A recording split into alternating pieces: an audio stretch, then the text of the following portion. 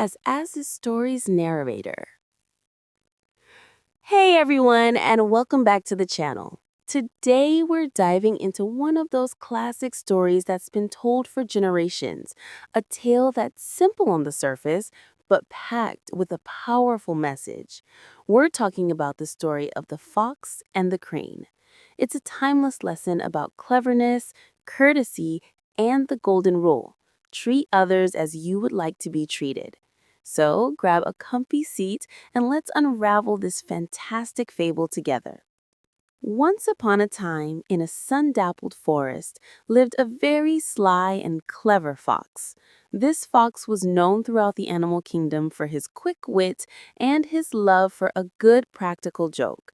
He thought it was the most amusing thing in the world to play tricks on his friends and neighbors.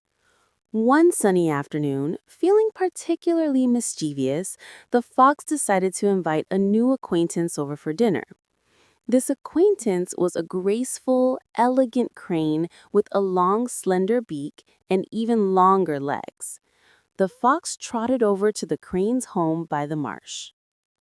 "Good day, my dear crane," he called out with a wide, friendly grin. "I was just thinking, what a beautiful day it is. I'm planning a small, delightful dinner at my den this evening, and I will be absolutely honored if you would join me." The crane, who was always polite and kind-hearted, was pleasantly surprised by the invitation. She didn't know the fox very well, but she appreciated the gesture. "Why, thank you, Mr. Fox. That's very kind of you. I would be delighted to come," she replied with a graceful nod of her head. She was looking forward to a pleasant evening and making a new friend. So, later that evening, as the sun began to set, the crane made her way to the fox's den. The air was filled with the delicious aroma of a savory soup that the fox had been simmering all afternoon. The crane's stomach rumbled in anticipation. "Welcome, welcome," the fox exclaimed as she arrived, ushering her inside. "I've prepared my specialty just for you. Please have a seat." The crane settled down, and the fox brought out the dinner. But when the crane saw the dishes, her heart sank a little. The fox had served the wonderful, fragrant soup in two very beautiful, but very, very shallow bowls. The fox, with his white snout, had no trouble at all. He lapped up the soup quickly and with great enjoyment. Delicious, isn't it?" he said, licking his lips. But for the poor crane, it was an impossible task. With her long, narrow beak, she could only dip the very tip into the soup. She tried to peck at it, she tried to sip, but she could barely get a single drop.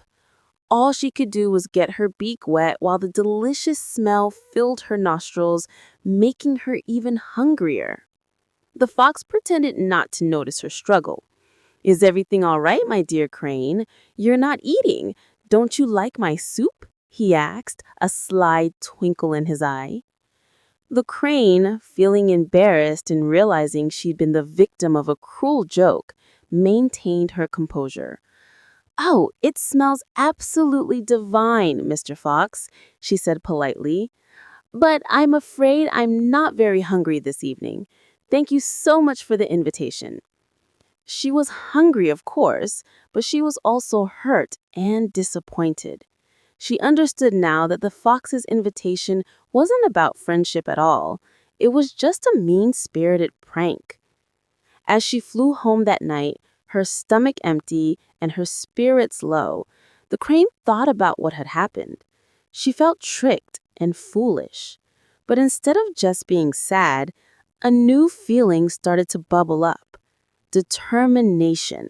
She decided that the fox needed to learn a lesson. He needed to understand how it felt to be on the receiving end of such a trick.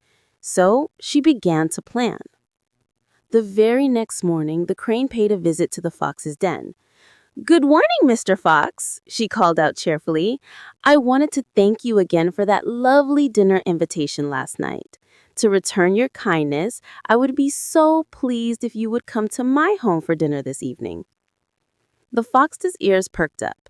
He had found the previous night's prank hilarious and assumed the crane was none the wiser. A free meal? He would never turn that down. "Why, how wonderful, my dear crane.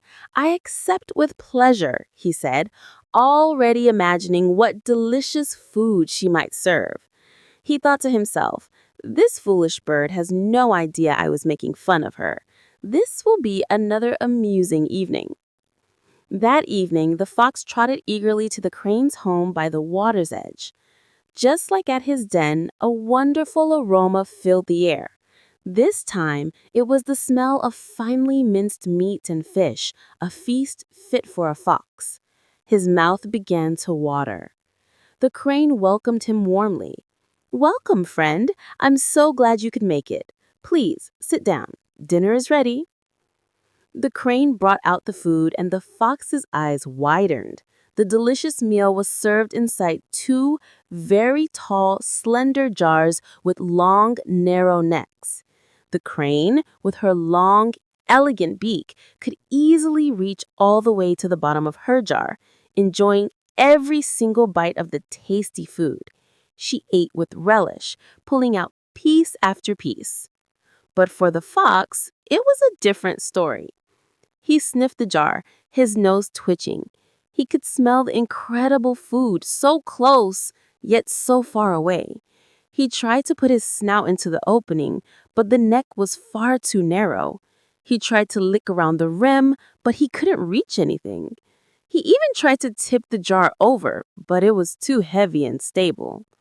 All he could do was sit there, listening to the crane enjoying her meal, while his own stomach growled with frustration.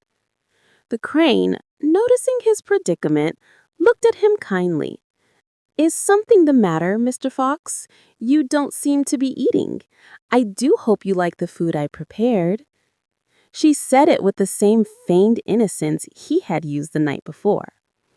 In that moment, the fox felt his face flush with embarrassment. He looked at the tall jar, then at the crane's long beak, and suddenly he remembered the shallow bowl and the crane's struggle. He finally understood.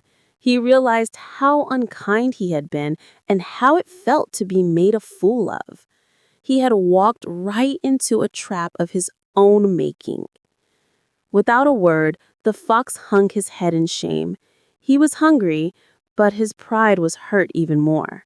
He quietly got up, mumbled a goodbye, and trotted home with an empty stomach and a heavy heart. He had received a taste of his own medicine, and it was bitter indeed. From that day on, the fox thought twice before playing tricks on others, having learned that a joke isn't funny when it's at someone else's expense. And that brings us to the heart of the story, the moral. It's a simple but profound one. If you play a trick on others, don't be surprised when the trick comes back to you. Or, as it's often said, one bad turn deserves another. This fable is a brilliant reminder to always treat people with respect and consideration. What the fox thought was a harmless joke was actually hurtful and disrespectful. The crane, in her wisdom, didn't just get angry. She taught him a lesson in empathy by showing him exactly how his actions made others feel. It's a lesson we can all apply in our own lives. Before you say or do something, think about how it would feel if you were on the receiving end. Empathy is one of the greatest tools we have for building strong, positive relationships. So, what do you guys think of this story? Have you ever seen a situation like this play out in real life? Let me know your thoughts in the comments below. I love reading your perspectives. Thank you so much for joining me today for this little journey into the world of fables. If you enjoyed this story and the lesson it holds, please give this video a thumbs up and don't forget to hit that subscribe button and ring the notification bell so you won't miss our next storytime adventure. Until next time, stay kind and think wisely. Bye for now.